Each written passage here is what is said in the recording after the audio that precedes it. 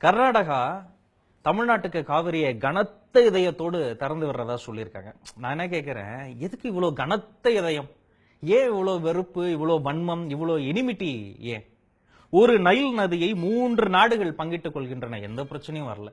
Israel பாலஸ்தீனம் 2 எதிரி நாடுகள் ஒரே நதியை பங்கிட்டுக்கிறாங்க, எந்த பிரச்சனையும் வரல. இந்தியா பங்களாதேஷோட ஒரு நதியை பங்கிட்டுக்குதுங்க, எந்த பிரச்சனையும் இல்ல. பாகிஸ்தானோடு இந்தியா ஒரு நதியை பங்கிட்டுக் கொள்வதில் எந்த சிக்கலும் வரல. ஆனா கர்நாடகா தமிழ்நாடு ஒரே நாட்டின் 2 குழந்தைகள், 2 மாநிலங்கள் ஒரு காவிரியை பகிர்ந்து கொள்வதில், பங்கீடு செய்வதில் 114 வருஷமா பிரச்சனை. கனத்த இதயம் வந்துருச்சு. ஏன் வருது?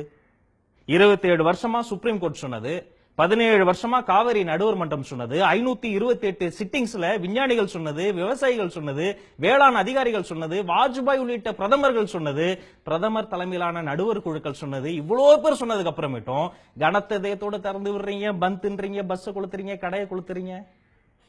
இப்போ கபினி, கிருஷ்ணசாகர், காவிரி இங்கெல்லாம் ஊத்தெடுத்து காவிரி பிறந்து வருது. காவிரி எப்படி வருது? மழை வருது. மழை எங்க இருந்து வருது? மலையில மேகங்கள் சேர்ந்து வருது. எந்த மலை? மேற்கு தொடர்ச்சி மலை. தமிழ்நாட்டினுடைய வெப்ப பூமியில மேலடுக்கு, கீழடுக்கு, மேல் சுழற்சி, கீழ் சுழற்சின்னு வேகமா காத்து போய் அந்த மலையில மோதி உங்க நாட்டு பக்கம் திரும்பி மழை பெஞ்சி காவிரி வருது. நான் என்ன சொல்றேன், நீங்க ஆத்துக்கு அணை கட்டுறீங்க, நான் காத்துக்கு அணை கட்டிடுறேன். இந்தியா தாங்குமா? எதுக்கெல்லாம் நம்ம பிரச்சனை பண்ணலாம்? நீருக்கு, காற்றுக்கு, வாழ்கிற இந்த வாழ்வுக்கு, இன்னும் எதுக்கெல்லாம் பிரச்சனை பண்ண போறோம்? பக்கத்து மாநிலங்களோடு சண்டை போட்டுக்கிட்டே இருக்கணும்.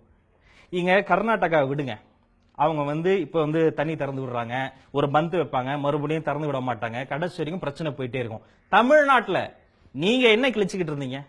இந்த காவிரி பிரச்சனையை தலைவிரித்து ஆடுகிற இந்த காலகட்டத்தில் பேஸ்புக்ல நம்ம நண்பர்கள் என்ன பண்றாங்கன்னு பார்த்தா, கத்திரிக்காய் பிளேவர்ல வந்த காண்டமை பத்தி தான் நிறைய பேசி இருக்கிறாங்க. இது எவ்வளவு பெரிய அவமானம் ஏங்க! கடந்த 100 வருஷத்துல கர்நாடகா காவிரி என்ற ஒரு நதியை சுற்றி 400 குளம், குட்டை, கண்மாய், நீர்த்தேக்கங்களை உருவாக்கி இருக்கோம். நாம காவிரியை சுத்தி என்ன உருவாக்கி இருக்கோம்?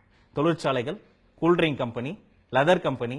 ஒரு நதிக்கு நீர் என்பது ஒரு மேலாடை, அது உள்ள இருக்கிற மணல் என்பது உள்ளாடை. மேலாடைய உருவி கார்பரேட்டுக்கு வித்தாச்சு, உள்ளாடைய உருவி லாரியில வச்சு கடத்தி கடத்தி மணல் கொள்ளையில் ஈடுபட்டு இருக்கு இந்த நாடு. இந்த நாடு உருப்படுமா? இருக்கிற மணலை எல்லாம் கொள்ள அடிச்சு என்னைக்கோ வரப்போற கண்ணுக்கு தெரியாத ஒரு தலைமுறை, தண்ணிக்கு சிங்க அடிக்க போற தலைமுறைக்காக இன்னைக்கு கோடி கோடியா கொட்டி கொட்டி இன்ஜினியரிங் காலேஜ், மெடிக்கல் காலேஜ், அந்த யூனிவர்சிட்டி, இந்த யூனிவர்சிட்டி, அந்த பங்களா, இந்த பங்களா, அந்த எஸ்டேட், இந்த எஸ்டேட் எல்லாம் கட்டி வைக்கிறோம் தண்ணிக்கு.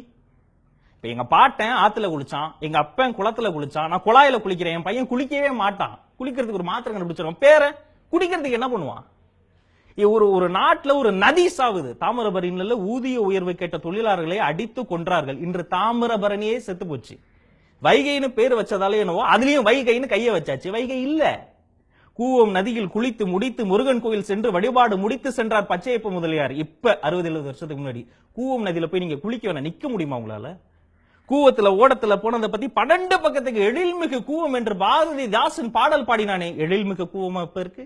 அங்கே குடியிருப்புகள் எப்படி வந்தது? கழிவுகள் எப்படி வந்தது? கூவத்தை சுத்தப்படுத்துறதுக்காக 1000 கோடி ரூபாய் ஒதுக்குனாங்களே, அந்த பணம் எப்படி வந்தது? எப்படி போனது? செலவுக்கு கணக்கு இருக்கு நம்ம நாட்டுல. 1000 கோடி ரூபாய்க்கும் சாம்பிள் எடுத்ததா கணக்கு காட்டியிருக்காங்க. பொதுப்பணித்துறை, உள்ளாட்சித்துறை, மாநகராட்சித்துறை, நீர்வளத்துறை, நீர் மேம்பாட்டுத்துறை, நீர் பகிர்தல் துறை, இத்தனை துறையும் சேர்ந்து சாம்பிள் எடுத்திருக்காங்க 1000 கோடிக்கு. நீங்களும் நாமளும் என்ன பண்ணிக்கிட்டு இருந்தோம்? வீட்டுல குழாயா டைட்டா மூட மாட்டோம், ஒரு சொட்டு தான் சொட்டிக்கிட்டே இருக்கும். எல்லார் வீட்லயும் காமன் தான். ஹோட்டல்ல காமன், வீட்டுல காமன், ஆபீஸ்ல காமன். ஒரு வருடம் முழுவதும் சரியாக மூடப்படாத குழாயிலிருந்து சொட்டுகிற அந்த தண்ணியை சேர்த்து வச்சா ஒரு கிராமத்துக்கு 3 நாளுக்கு விவசாயத்துக்கு தண்ணீர் விடலான்னு ஒரு புள்ளி விவரம் சொல்லுது. எத்தனை வீட்டுல, எத்தனை குழாயில, எத்தனை சொட்டு தண்ணியை நம்ம வீணடிச்சுக்கிட்டு இருக்கோம்? நதிக்கரையில நாகரிகம் வளர்ந்தது. இதான நான் படிச்ச வரலாறு, எனக்கு கத்து கொடுத்தாங்க. நதிக்கரை நாகரிகம். இன்னைக்கு நதிக்கரையில அநாகரிகம் வளர்ந்துகிட்டு இருக்கு. கலை வளர்த்த, செல்வம் வளர்த்த, பண்பாடு வளர்த்த, உயிர் வளர்த்த, நெல்லு வளர்த்த, சோறு வளர்த்த, வயிறு வளர்த்த நதிக்கரை இன்னைக்கு அரசியல் வளர்த்துட்டு இருக்கு. நான் கேட்கிறேன், போராட்டம் பண்றவங்களை எத்தனை பேருங்க விவசாயிங்க? ஏற்கலப்பை பிடித்தது யார்? மண்பிட்டியை பிடித்தது யாரு? விவசாயிகள்ன்ற பேர்ல இந்த போலி மருத்துவர், போலி தொழிலதிபர், போலி விஞ்ஞானி மாதிரி போலி விவசாயிகள் அரசியல் செஞ்சுக்கிட்டு இருக்காங்க. அங்க இருக்கிறவங்க அரசியல் செஞ்சுக்கிட்டே இருக்கிறாங்க. இங்க இருக்கிறவங்க சமூக வலைதளங்கள்ல நம்மளுக்குள்ள அடிச்சுக்கிறது, சினிமா இழுக்கிறது. ஏதாவது ஒரு பிரச்சனைக்கு சினிமாக்காரனை இழுக்காம உங்களால் யோசிக்கவே முடியாதா? ஜெட்டி விக்க சினிமாக்காரன் வேணும், வேட்டி விக்க சினிமாக்காரன் வேணும். காவிரி பிரச்சனையா ரஜினி இல்ல, கமலஹாசன் இல்ல, விக்ரம் இல்ல, ஏன் இன்னும் மிச்சம் இருக்கிற எல்லாரும் இல்ல? அப்புறம் நீ ரஜினிக்கு தான் ஓட்டு போட்டியா? கமலஹாசன் எம்பி எலெக்ஷன்ல நின்னாரா? எத்தனை நடிகைகள் உங்க வீட்டுக்கு எனக்கு ஓட்டு போடுங்க, ஓட்டு போடுங்க? ஐஏஎஸ் ஐபிஎஸ் அதிகாரிகள் நடிகர் நடிகைகளா? சினிமா வெளுக்காம நமக்கு சொந்த புத்தி இல்ல, சொல் புத்தி இல்ல, எதுவுமே இல்ல, வேற என்னத்த பண்ண போறோம்? என்னைக்கோ ஒருத்தன் கரிகாலன் ஒரே ஒரு கல்லணை கட்டலாம், இன்னும் நிக்குது. கடைசியா நம்ம நாட்டுல எப்ப அணை கட்டணும்? எனக்கு தெரிஞ்சு லிங்கா படத்துல ரஜினி கட்டினாரு பென்னிகுயிக். அவருக்கு அப்புறம் எப்ப காமராஜர் காலத்துல சின்ன சின்ன பாலங்கள் கட்டணும். கடைசியா எப்ப கட்டணும்? நிறைய ஹோட்டல்ஸ் கட்டணும், மால்ஸ் கட்டணும், தியேட்டர் கட்டணும், கல்யாண மண்டபம் கட்டணும். ஒருத்தர் 2-3 பொண்டாட்டியெல்லாம் கட்டினாங்க. ஆனா எப்ப கட்டணும்? ஏங்க, காவிரிங்கிறது ஒரு இலக்கியத்துல, தமிழ்நாட்டினுடைய இலக்கியத்துல எவ்வளவு முக்கியமான ஒரு நதி. மகவாய் வளர்த்த தாயாகி, மகவாய் வளர்த்த தாயாகினா பிள்ளைகளை வளர்த்த தாயன்றான் இளங்கோவடிகள். மகவாய் வளர்த்த தாயாகி நடந்தாய் வாழி காவிரி. எங்கேயாவது நடந்தாய் வாழி கங்கைன்னு இருக்கா? நடந்தாய் வாழி வைகைலாம் இல்ல. காவிரி என்பது நடந்து கொண்டே இருக்கணும். ஊற்று பூமி கர்நாடகாவா இருந்தாலும் இந்த ஆற்றின் பூமி தமிழ்நாடு. 800 கிலோமீட்டருக்கு நீண்டு இருக்கக்கூடிய காவிரியில 311 கிலோமீட்டர் மட்டும் தான் கர்நாடகாக்குள்ள. மீதி எல்லாம் தமிழ்நாட்டுல கிளை பரப்பி, வேர் பரப்பி, மண் பரப்பி, வயல் பரப்பி, நெல் பரப்பி, நீர் பரப்பி சென்று சேர்ந்து கடைசியில கடல்ல போய் கலக்குது. நதியினுடைய போக்க நிறுத்துறதுக்கு நீ யாரு? வெறுமனே கடல்ல போய் கலக்கிற காவிரி தண்ணி மட்டுமே 6 டிஎம்சிக்கு மேல. இது வரைக்கும் கர்நாடகால இருந்து எத்தனை டிஎம்சி தண்ணி நமக்கு வந்தது? தமிழ்நாட்டுக்கு வந்த டிஎம்சி தண்ணியில எத்தனை விவசாயிகளுக்கு நம்ம தண்ணி பிரிச்சு கொடுத்தோம்? வட இந்தியாவில் விவசாயி சாவறான், தென்னிந்தியாவில் விவசாயமே சாவுது. நல்லா யோசிச்சு பாருங்க. முன்னெல்லாம் வீடு கட்டும் போது செங்கல் வாங்கி வச்சா செங்கல் காவலுக்கு ஒரு சின்ன பையனை போடுவோம். இப்பெல்லாம் செங்கல் சிமெண்ட்டுக்கெல்லாம் காவலுக்கு ஆள் போடுறது இல்ல, மணலுக்கு போடுறோம். 20 ஆண்டுகளில் மணலின் விலை 200 மடங்கு உயர்ந்திருக்கிறது. வேற எந்த கமாடிட்டியும் விட மணல் விலை உயர்ந்திருக்கிறது.